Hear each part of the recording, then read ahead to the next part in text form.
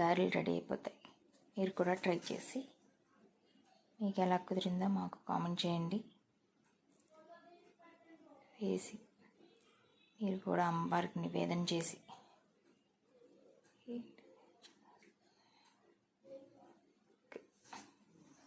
అన్నీ అలా వేసేసుకుని 2 కప్పుల గుళ్ళని తీసుకుని నేను రుబ్బుకున్నాను. నాకు ఇలా దగ్గర 2 వాయిలు వచ్చింది. దానికి ఆ కొలతలకి ఎంతో టేస్ట్గా కమ్మగా ఉండే గారెలు రెడీ అయిపోతాయి. 7వ రోజు ప్రసాదంగా నేను ఇది పెడుతున్నాను.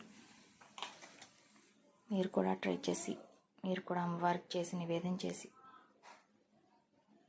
మీకు ఎలా కుదిరాయో మాకు కామెంట్ చేయండి. ఎంతో టేస్టీగా ఉంటే గారెలు రెడీ.